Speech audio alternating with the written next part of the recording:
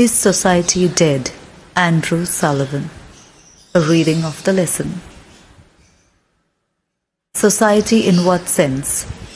Society in the sense of social interaction. The writer believes that society in the sense of social interaction has come to a standstill. And why does the writer make this statement? Let's see.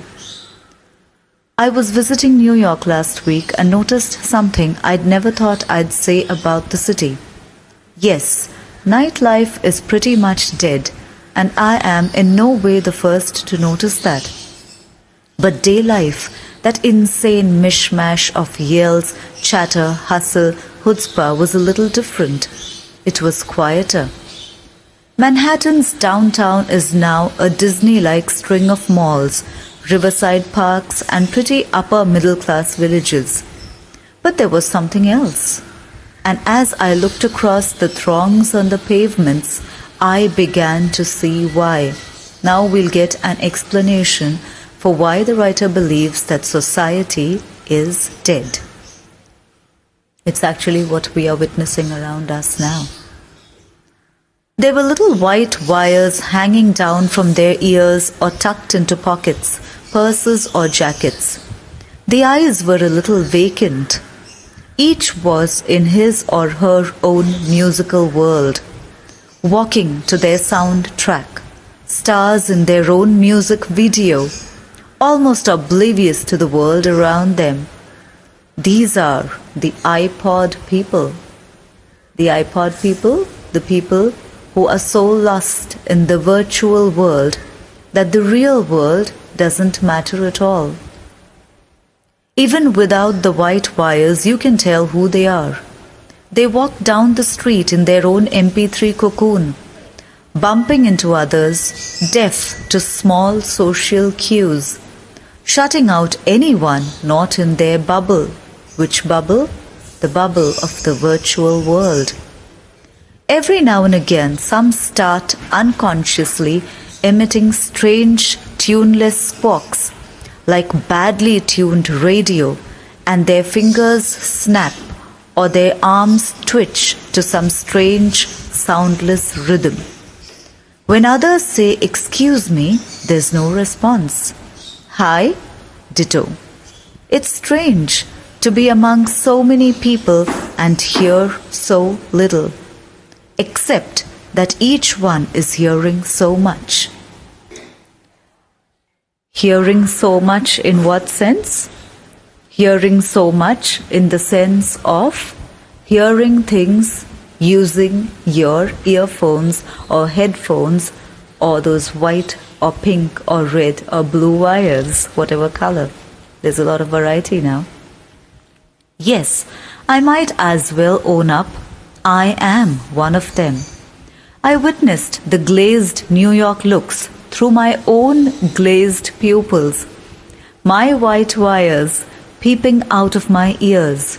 I joined the cult a few years ago, the sect of the little white box worshippers. Others began as I did, with a Walkman and then a kind of clunkier MP3 player. But this sleekness of the iPod won me over. Unlike other models, it gave me my entire music collection to rearrange as I saw fit, on the fly, in my pocket. What was once an occasional musical diversion became a compulsive obsession. A very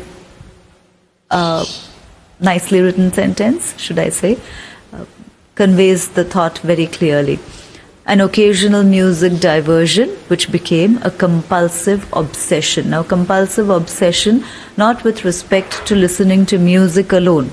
It's an obsession with respect to one's obsession with the virtual world. And like all addictive cults, it's spreading. Walk through any airport in the United States these days and you will see person after person gliding through the social ether as if on autopilot. Get on a subway and you are surrounded by a bunch of Stepford commuters staring into mid-space as if anesthetized by technology. Interesting, right? Anesthetized by technology. Don't ask, don't tell, don't overhear. How will you? Your ears are blocked. You cannot listen to anything that's happening in the real world because you are in your virtual world. Don't observe. You don't have the time to observe. You are merely looking at things around with the glazed expression in your eyes. Just tune in and tune out. Simple. It wouldn't be so worrying if it weren't part of something even bigger. You get your news from your favorite blogs, the ones that won't challenge your view of the world. You tune into a satellite radio service that also aims directly at a small market for new age fanatics. Liberal talk or modern rock. Television is all cable.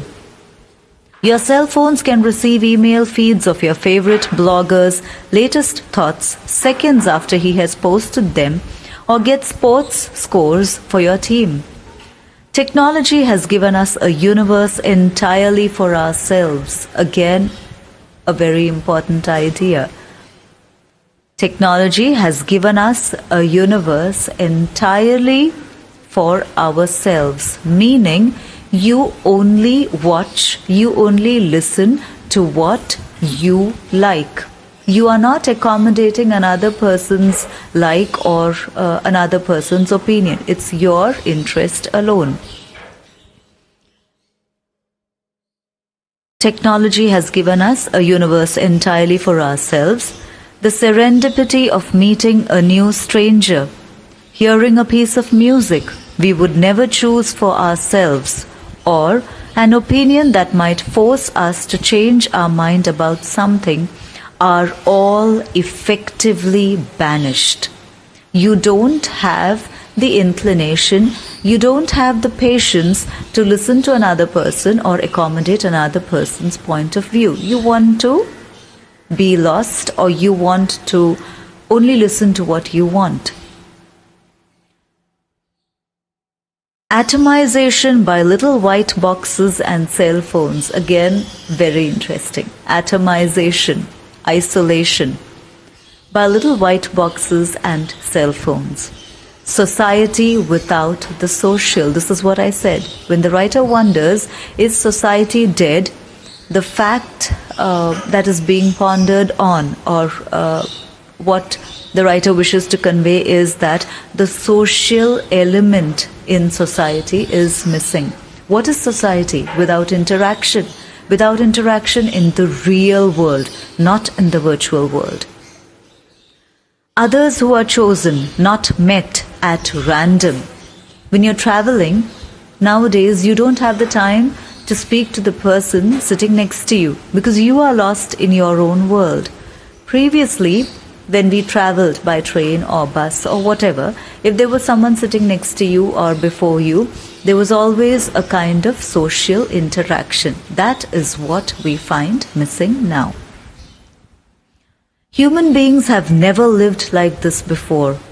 Yes, we have always had homes, retreats, or places where we went to relax, unwind, or shut out the world. But we didn't walk around the world like hermit crabs, with our isolation surgically attached. Interesting again. We are being compared to hermit crabs with our isolation. Isolation in the sense of your headphones, your cell phone, your iPod, whatever else. I actually don't even know what other things available. Music was once the preserve of the living room or the concert hall. It was something solitary, but it was primarily a shared experience, sometimes that brought people together. Music was a shared experience. As a family, when you're watching, for example, a program on TV, not on cable TV, on ordinary Doordarshan or something of that kind, We had this Chitrahar. I don't know if you all are familiar with it. On Doordarshan, we had Chitrahar. And there was this wide array of songs, old songs, and there was, emotional songs and fast songs. And everyone used to sit and watch the program together. So it's not what I like alone. It is the entire family sitting together.